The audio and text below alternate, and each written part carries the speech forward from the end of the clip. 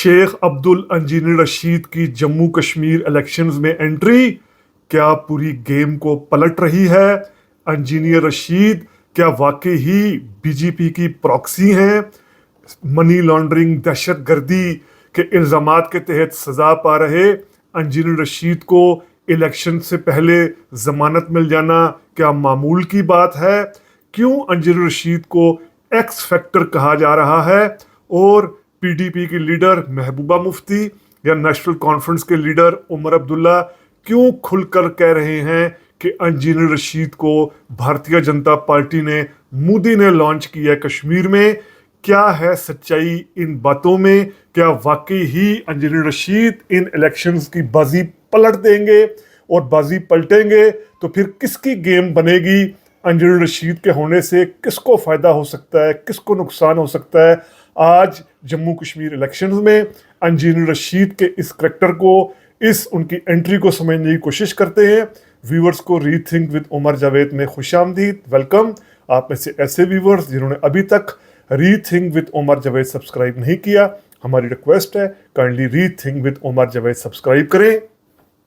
Engineer Rashid वादी के अंदर, कश्मीर के अंदर बहुत ज़्यादा मशहूर चेहरा नहीं थे, जब बहुत ज़्यादा जाना पहचाना चेहरा नहीं थे, पॉलिटिकल एक्टिविस्ट तो थे, लेकिन इनको वजह शोहरत जब मिली 2024, इस साल जून 2024 के इलेक्शंस में, जब वो जेल में थे और जेल में होने के बावजूद, कैद होने के बावजूद इन्होंने लोकसभा, बारामूला लोकसभा का जो हल्का है, यहाँ से उमर अब्दुल्ला को शिकस्त दी और 2 लाख वोटों के मार्जिन से शिकस्त दी, तो दुनिया भर में नाम हुआ इंजीनियर रशीद का। के सवाल उठे, कौन है ये इंजीनियर रशीद जिसने जेल से बैठकर उमर अब्दुल्ला जैसे लीडर को शिकस्त दे दी है 2 लाख वोटों से ज़्यादा के मार्जिन से? उसके बाद ये तवक्को की जा रही थी कि इंजीनियर रशीद अभी जेल में ही रहेंगे, या उनको ओथ के लिए तो अलाउ किया गया लोकसभा में हलफ उठाने के लिए, लेकिन ये तवक्को नहीं की जा रही थी कि इस तरह रियासत जम्मू कश्मीर के इलेक्शन से पहले उनको जो स्टेट वहाँ लेवल का या जो असम्बली के इलेक्शन हो रहे हैं उससे पहले उनको छोड़ा जाएगा, ज़मानत दी जाएगी, लेकिन उनको ज़मानत मिल गई।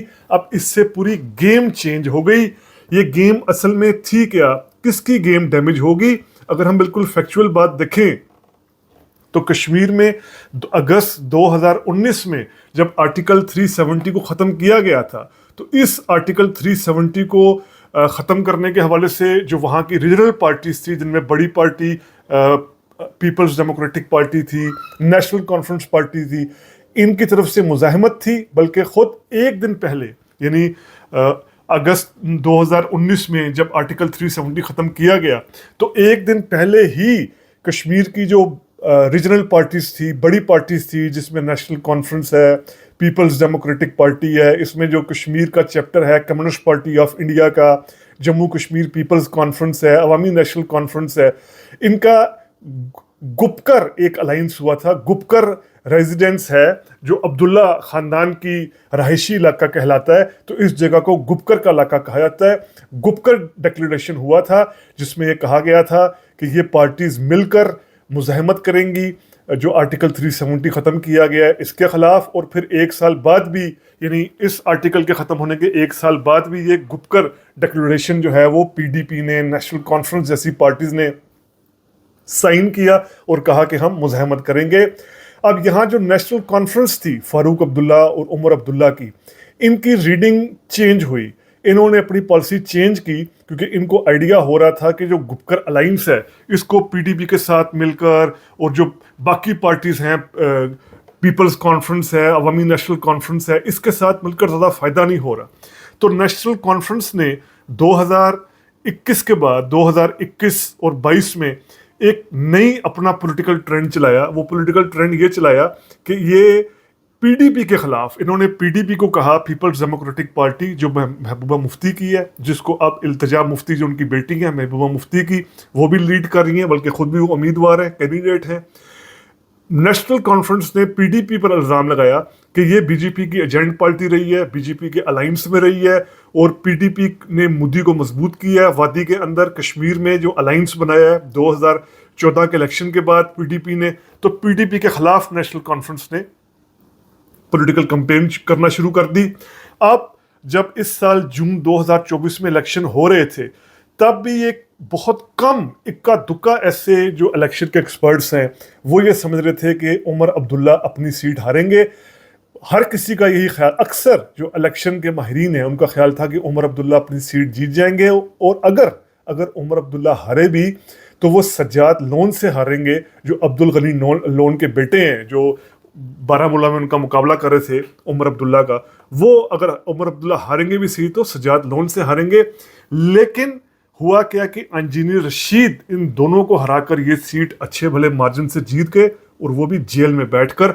अब ये एक टर्निंग पॉइंट था, क्योंकि कोई भी तवक्को नहीं कर रहा था। इंजीनियर रशीद के बेटे कैंपेन चला रहे थे, और उनका नारा था कि तहाड़ जेल का बदला वोट से, वोट दो, जेल से बाहर निकालो, इंजीनियर रशीद को मोदी गवर्नमेंट सजाए मौत दे देगी, इनको वोट दे दे, इनकी सजाए मौत बच जाएगी। इस तरह के जज्बाती नारों पर इंजीनियर रशीद ने इलेक्शन जीता। खैर, वो इलेक्शन जीत गए, लेकिन अब नेशनल कॉन्फ्रेंस की सारी जो एक अप्रोच चली आ रही थी कि जो वादी के अंदर आर्टिकल 370 को ख़त्म करके 35A को ख़त्म करके जो सेंटीमेंट है, इस सारे सेंटीमेंट को वो कैश करवा लेगी। लेकिन ये इंजीनियर रशीद की जीत ने नेशनल कॉन्फ्रेंस पर कि इस जो पूरी पॉलिसी थी इस पर डेंट डाला, इसको काफ़ी ज़्यादा नुकसान हुआ। तो अब जब जम्मू कश्मीर की लेजिस्लेटिव असेंबली में बाकायदा वोटिंग का आगाज़ हुआ है, इंतखाबी मुहिम चलाई गई है, तो इसमें उमर अब्दुल्ला नेशनल कॉन्फ्रेंस खुलकर इंजीनियर रशीद को बीजेपी का एजेंट कह रहे हैं। अब इंजीनियर रशीद जो हैं, ये असल में इनको सेपरेटिस्ट इसलिए कहा जाता है कि इनका एक ज़माने में ये अब्दुल गनी लोन जो थे उनके साथ इनका अलायंस था, और अब्दुल गनी लोन जो हैं वो खुलकर इंडिया से अलहदगी की बात करते थे, खुलकर जो है वो इंडिया से हुर्रियत लीडर थे, तो वो इंडियन स्टेट से अलहदगी की बात करते थे। इनका ताल्लुक इंजीनियर रशीद का अब्दुल गनी लोन के साथ रहा। लेकिन फिर इन्होंने कुछ अरसे के लिए पॉलिटिक्स छोड़ी और सिविल इंजीनियर बने। लेकिन फिर 2008 में और 2014 में ये कुपवाड़ा डिस्ट्रिक्ट में लंगायत असेंबली जो है यहाँ से मेंबर बने, और उसके बाद फिर इनकी कोई बहुत ज़्यादा मैस फॉलोइंग नहीं थी। लेकिन उसके बावजूद होता क्या है कि अगस्त 2019 में जब मोदी गवर्नमेंट आर्टिकल 370 को ख़त्म करती है और स्टेटहुड का दर्जा छीनती है कश्मीर से, तो जहाँ कई रीजनल लीडर्स को भी गिरफ्तार किया जाता है, अब्दुल्ला फैमिली को गिरफ्तार किया जाता है, महबूबा मुफ्ती को गिरफ्तार किया जाता है, कई और लीडर्स को नज़रबंद किया जाता है। तो इसी दौर में इंजीनियर रशीद पर इल्ज़ाम लगता है कि इन्होंने 2017 में मनी लॉन्ड्रिंग की है दहशतगर्दी के लिए, दहशतगर्द जो तंजीमें हैं इनके लिए, और इन पर बाकायदा अनलॉफुल एक्टिविटीज़ एक्ट यानी UAPA लगता है। और फिर ये 2019 से लेकर अब तक इलेक्शंस तक जो है वो दिल्ली की तिहाड़ जेल में थे। अब इनको ज़मानत मिली थी, जो उनकी ख़त्म हो गई है ज़मानत, क्योंकि अब आखिरी फेज़ की वोटिंग भी कश्मीर में ख़त्म हो चुकी है 1 अक्टूबर को। 2 अक्टूबर तक ज़मानत मिली थी, लेकिन अब्दुल रशीद ने टैक्टफुली अपने उम्मीदवार खड़े किए और सबसे बढ़कर के जमात इस्लामी के साथ अलाइंस किया। 34 सीटें जो इंजीनियर रशीद हैं, इनकी जो पार्टी है अवामी इत्तेहाद पार्टी, 34 इन्होंने सीट्स जो हैं वो सीट्स पर अपने वादी के अंदर अपने बंदे खड़े किए, और जमात इस्लामी के साथ 10 सीटों पर इत्तेहाद किया। यानी 44 सीटों में जो ये इंजीनियर रशीद का फैक्टर है ये हमें डायरेक्ट या इनडायरेक्ट दिखाई दे रहा है। इसके साथ ही इंजीनियर रशीद जो हैं वो खुलकर ये बात, अब ज़ाहिर बात है इलेक्शन लड़ते हुए आज़ादी की बात तो नहीं कर रहे, लेकिन वो खुलकर मोदी को भी कंडेम कर रहे हैं, कांग्रेस को भी कंडेम कर रहे हैं, और जो मोदी का ख़ास तौर पर नया कश्मीर का नारा है इसको बहुत ज़्यादा तनकीद का उन्होंने निशाना बनाया। लेकिन एक जो अगर आप कोई पॉलिटिकल साइंटिस्ट की बात करें या इलेक्शन माहिरीन की बात करें, उनके मुताबिक जो इंजीनियर रशीद है इनकी पार्टी बहुत बड़े लेवल पर वोट काट सकती है नेशनल कॉन्फ्रेंस का, जो उमर अब्दुल्ला की पार्टी है। PDP को ज़्यादा खतरा इसलिए नहीं है कि PDP के बारे में कहा जा रहा है वो पहले ही बहुत ज़्यादा गैर मकबूल है, पॉपुलर नहीं रही, तो बड़ा खतरा जो है वो नेशनल कॉन्फ्रेंस को है। अब असल सवाल की तरफ आते हैं कि क्या इंजीनियर रशीद वाकई ही BJP के एजेंट हो सकते हैं।